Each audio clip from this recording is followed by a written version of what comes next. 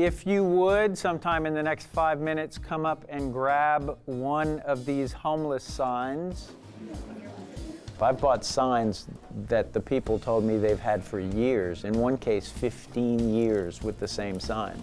And I believe that after looking at the sign and the faded letters and everything else, and even the sweat stains that you see on some of the cardboard is what, for me, has a lot of power. The chalkboard's got no equations on it, and you won't need a calculator, but make no mistake, the signs of education are everywhere in this classroom at SMU. Today, in Intro to Creativity, Professor Willie Baronet is using his own project to teach students about art. So 21 years ago, out of feeling uncomfortable pulling up at an intersection and seeing a homeless person, I started, for whatever reason, asking them if they would sell me their signs. Hey, would you sell me your sign? Sure. How much? From almost the beginning, it changed the dynamic between me and the person. It gave me a way to start a conversation. They shifted, their body language shifted a little bit from this kind of looking down, holding the sign to, yeah, I'll sell you my sign, and starting that conversation. God bless you. Have a safe Bless day. you too. Have a good day. You too. I like Have your a safe shirt. one. Thank you. You want it too? No, but thank you. For years, Willie pursued and purchased signs from tons of Texas panhandlers. But eventually, he had an even bigger vision, a 31-day, 24-city, coast-to-coast sign-buying trip. I named this project, We Are All Homeless. So tell me a little bit about what was behind your sign. I believe that they represent a vast cross-section of humankind. Some of them suffering from mental illness, some of them addicted, some of them dealing with all sorts of misfortunes. When I came back around, you were holding up my business card. Yeah, I wanted everybody to know this is my life savior, and I want to let everybody know God can come into your world and change you and help you be back where you're supposed to be. There's all kinds of situations that I've run across, and it always amazes me that the stories are pretty unique. You mentioned that you were uncomfortable Yes. at an intersection. We've all been there, haven't we? It seems to be pretty universal. Almost everybody I talk to seems to relate to that feeling of wanting to look away, not wanting to make eye contact, maybe feeling afraid. Based on what they're wearing, what they look like, how old they are, whether they're a man or a woman, it's human nature, I think, to make up a story about that person. And so I still do it, and I catch myself, and I realize once I have a conversation, I bet that story is going to change. Thank you, man.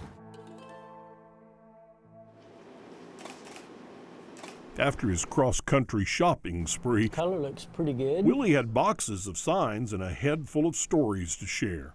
Some of those will end up in a book, others at an exhibit at the Kimmel Center at NYU. Yeah, I love how the ink has bled. All in an attempt to help the public gain a new perspective on a subject so many people simply ignore. I do believe that when I take hundreds of homeless signs and put them in a space where people aren't used to seeing them and give people an opportunity to come in and be confronted by the signs and maybe begin to invent stories about the person who is holding those signs, and in that process maybe change a little bit about how they think about the signs when they encounter them on the street. Well, before we knew it, we were the ones riding shotgun as Willie took us to downtown Dallas to try our hand at homeless haggling. Hey, would you sell me your sign?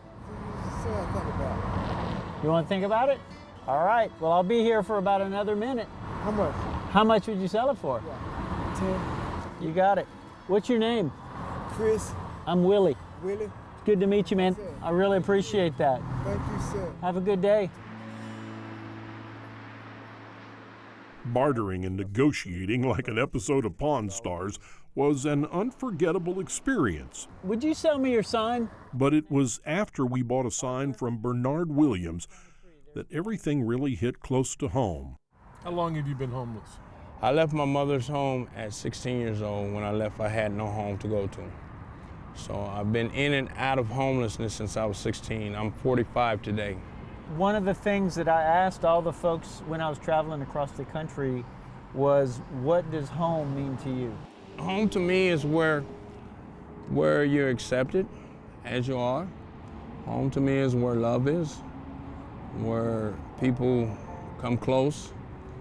You can share yourself, you can be yourself, and they help you to grow as an individual. Yeah, so home is love. Home is where love is at.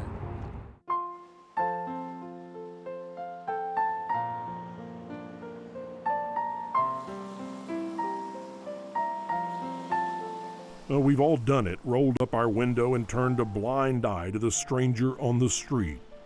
But Willie Baronet says that's something he's hoping to change. His vast collection of signs are no longer a call for money or food, but a call to action, asking for nothing more than a little compassion. I actually think that the big answers to homelessness, which probably involve health care, housing, food, all of those things, none of that happens without the compassion being there first. You think this art could make a difference? It all starts with one human being becoming a little bit more compassionate and taking a little bit of time to see another human being. So if that's all that happens, I'm okay with that.